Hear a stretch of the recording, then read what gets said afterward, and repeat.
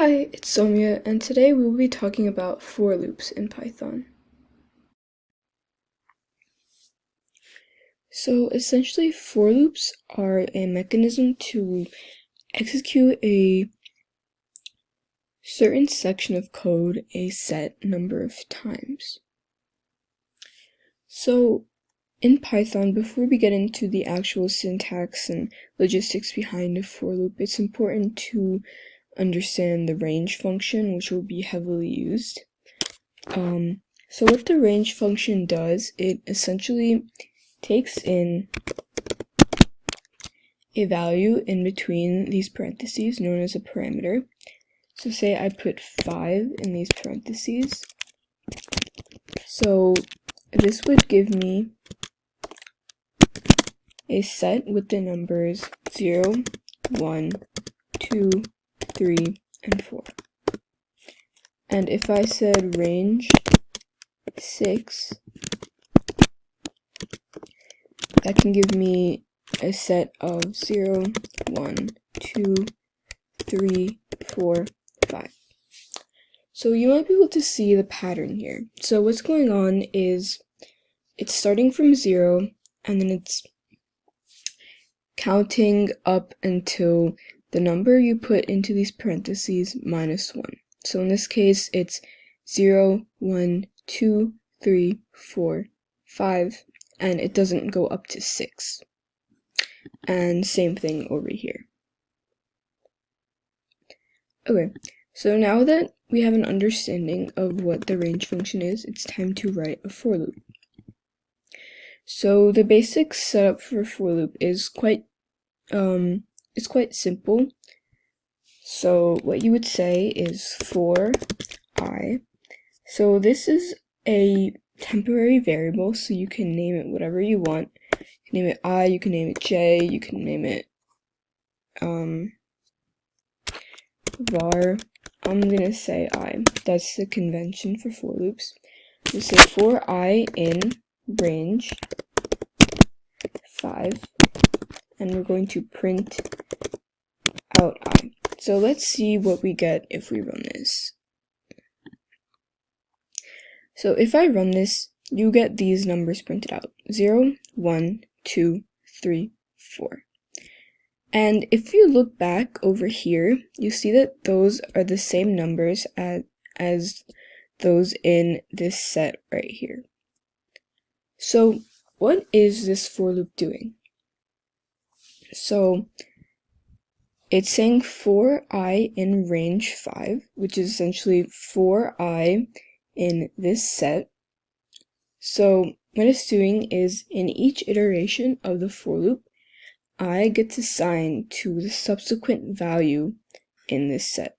So first I is 0, and the next iteration of the loop, the next time the loop runs, I is 1, then 2, then 3, and 4. Notice how it doesn't go up to 5 because range 5 only carries the numbers 0, 1, 2, 3, and 4. And once the values that are returned by this range function is completed, once I reaches the last value, that means that the for loop will terminate. Alright, so what if I wanted to print the phrase hello 10 times? So I could do this by saying for I in range 10, print hello. So this for loop is going to run 10 times, because if you think about it, range 10 is going to give a return value of 0, 1, 2, 3, 4, 5, 6, 7, 8, and 9, which is 10 numbers in total, which means that this loop is going to run for 10 iterations. So if I print this now, you're going to see that I get the string hello printed 10 times. Okay, so now let's do an exercise with for loops. So what if we wanted to get the sum of all numbers between 1 and 5. So this is 1 plus 2 plus 3 plus 4 plus 5. So we can do this with a for loop. So if you see right here, this is a pattern of numbers 1, 2, 3, 4, 5. And we can get this pattern using the range function. So if I say for I in range, I can actually add a parameter to this function that is the starting value of what will be returned. So if I put in a 1 and then a 6, this is going to start from 1, so it's going to say 1, then 2, then 3, then 4, then 5, and it's going to stop at 5 because the last number does not count. So let's just print this out first. So if we said print I here,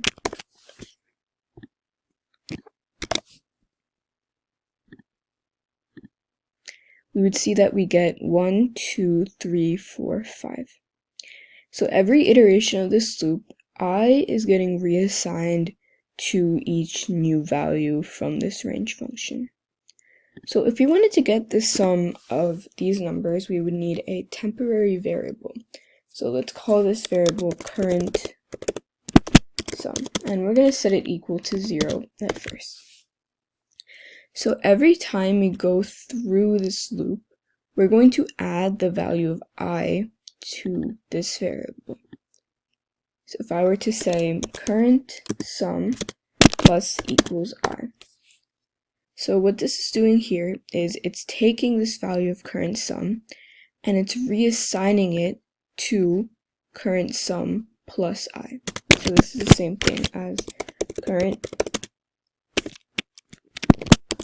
sum equals current sum plus I.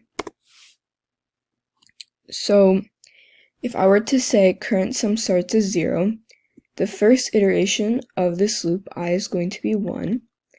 So we're going to say current sum equals current sum plus 1. So current sum equals 0 plus 1. Next iteration, I is going to be 2. So it's going to be current sum equals 1, which is current sum, the previous value of current sum, plus 2, which is I. And 1 plus 2 is 3. And next, I is going to be 3. So current sum is now equal to 3, which was the last value of current sum, plus 3, which is the current value of I. And that would be 6. So this goes on until I reaches 5, and once I reaches 5 and this statement is executed, the for loop terminates. So if I print current sum now,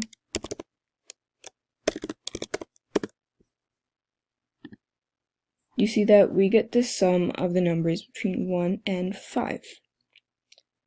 So we were to fact check this and add all these numbers together. We see that 1 plus 2 is 3, 3 plus 3 is 6, 6 plus 4 is 10, and 10 plus 5 is 15, which means that this program is working correctly. So this is a very prevalent example of for loops in the programming world, and this is an algorithm that you'll probably need to know very thoroughly. So it's good to keep this in mind and also do a little bit of practice with for loops because they are really important when it comes to programming. Thank you.